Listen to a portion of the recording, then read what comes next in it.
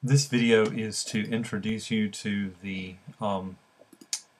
Photoshop work environment. Just very quickly, I will be discussing the toolbar.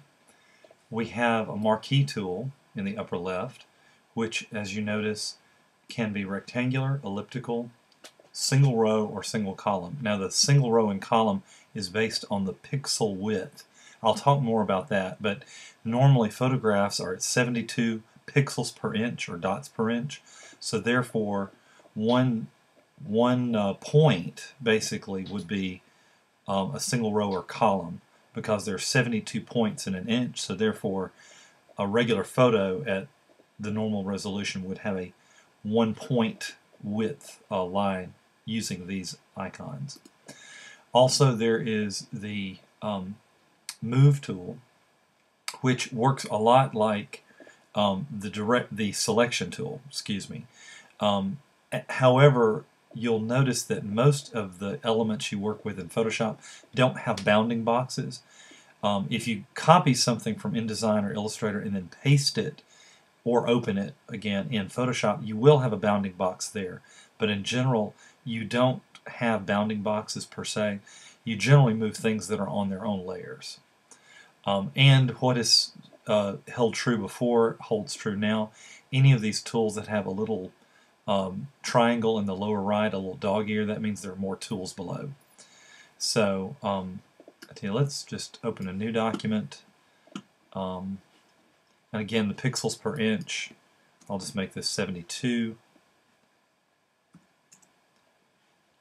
And RGB is fine.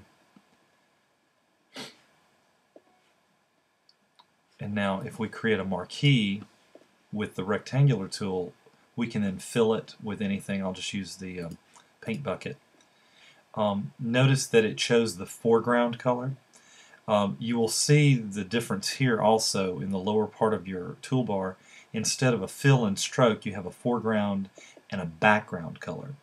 So by clicking on either of those, you'll open a way of changing that color. Notice that we have just a color selector here. You can go to color libraries, which are generally Pantones or other spot color selectors. And here we can choose a different shade of blue. And with the marquee still active, notice the dotted line is still active, we can change the color that way. Background color varies by whatever we delete. As long as it's a flattened or background layer, will then become the background color. Notice how instead of white, it's now black. Now, if I want to go backwards more, we just keep going to step backwards. Now notice if I change the color to a different color, paint that, and then we'll go back to cut. Notice the background color is the change of the background color is reflected here. The second down on left, or it might be your third tool, you have a lasso tool, a polygonal lasso tool, and a magnetic lasso tool. Now with these tools, that allows you to create shapes simply by clicking and letting go in an angular fashion. However, the magnetic tool works is if you have similar pixels, say in a photograph, you want to just grab the person's face, you can use that tool and it will be very accurate in getting rid of that. Here, if we want to add blue just in that zone, notice how the pixels only applied to the red zone of that shape. Now if I click here, it will go ahead and fill in. Notice there's a little bit of a tolerance issue. There's just a slight white line. In the video resolution, it may not be apparent, but that does happen sometimes, and you can just click again on that to now have everything. And then if you want to deselect, simply go to Select, Deselect. We also have something called the Quick Select or the Magic Wand. Now, Magic Wand generally selects things of a similar color, but it doesn't add to the selection. The Magic Wand, or excuse me, Quick Selection tool, if I've got the blue selected and I click on the red as well and drag, then it's actually going to select all of the elements that I've touched. Again, let me show you that. If I click on the red, and I can also go to select similar, it's going to grab all of the red. Then I can go click here and then go back to similar, and it will pretty much grab everything. And those tools are really nice. The crop tool actually lets you change the size of your document. Now it might be that you wanted, as we had that selection, use that as your crop, and we certainly could do that. Otherwise, if you don't want to crop to the selection you have, you can simply draw out the cropping zone, then double click, and it crops your document to that. The eyedropper tool allows you to select or sample colors for the foreground or background. Now if you're in the background tool, you get an automatic eyedropper. Color sampler allows you to open up the info window and see what that color is, and you can choose several. Note how that they bring those up, and that allows you to keep those values stored, which is nice. A lot of times you don't know exactly what you're doing. Ruler tool allows you to measure things. Again, the info window will tell you the length. That's 14.593 inches. Now, this is a nice tool. We'll talk more about this, but these are healing tools, red eye retouch. A lot of your higher, not really higher end photo programs, but some of your now consumer programs have these features built into the camera or to the programs. And so Photoshop has actually added them to save you go to another program or having to figure out how to fix those things without that feature. The brush tool you will use quite often. You have the brush tool, you have the pencil tool, color placement replacement tool, and the mixer brush tool. Generally, I'm going to find that I really like the brush tool better. Color replacement tool is kind of nice. And of course the pencil tool does allow you to draw. And of course it's based on the size that you choose. So here we have a much larger tip. Instead of the 1 pixel, we have a 32 pixel. And here's a 12 pixel. Now with the airbrush, or the brush, excuse me, you have the option of creating a different size brush as well as a soft-edged brush. See, here we have a very soft edge. Then we click back opacity of the brush. Notice up here, and this will allow the color to be much softer.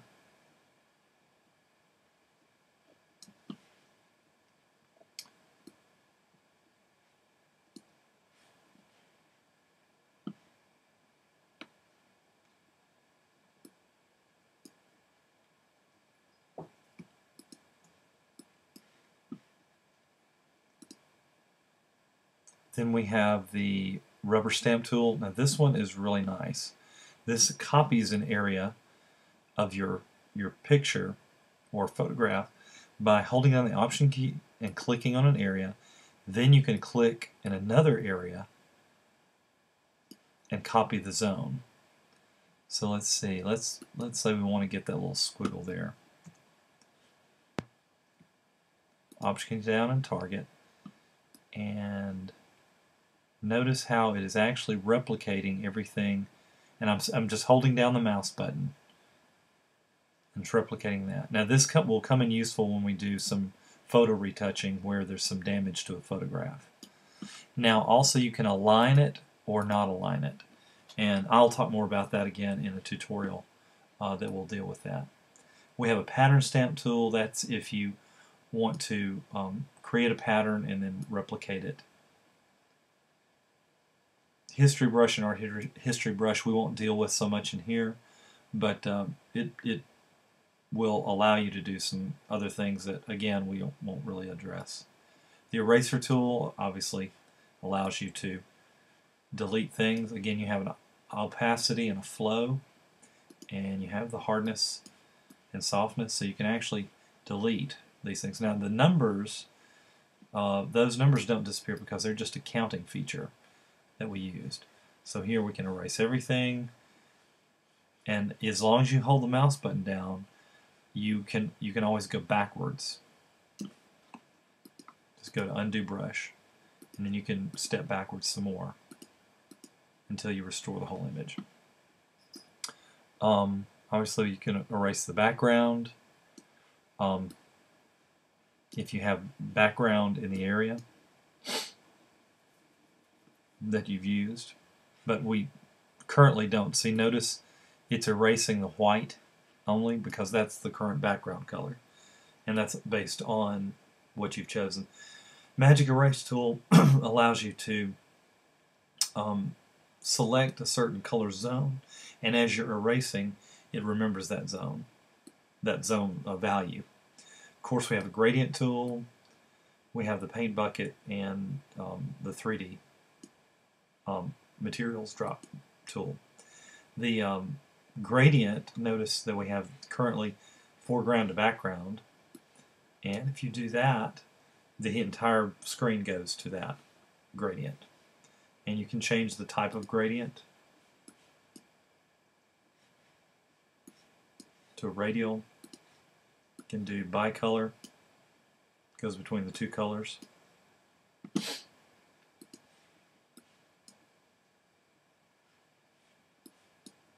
So there are a lot of different things you can do with the gradient tool.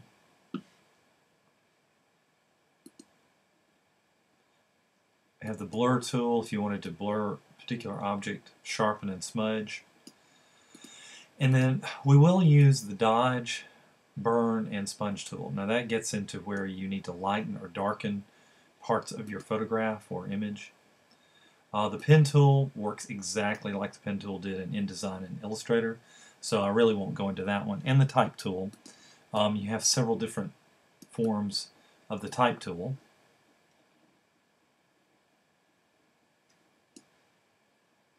If it will ever show me the type tool.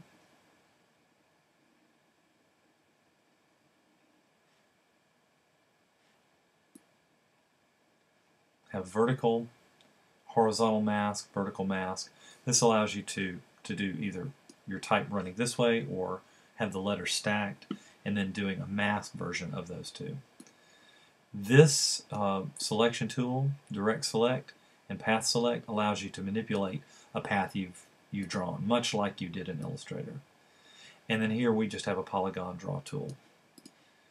Lastly, the tools here, you have the move tool allows you, or the hand tool allows you to move the whole image around your screen if you're zoomed in.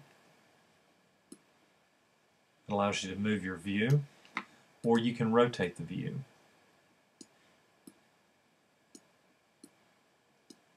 I rarely use that. And if you hold the Shift key down, it allows you to control that better. And then also you have a zoom tool.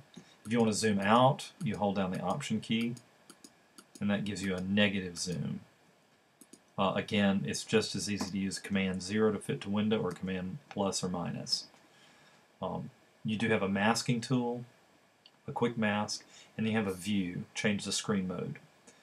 We've already talked about the set foreground and background, and you have you can just go back to defaults, which are usually black and white or whatever your program's set for.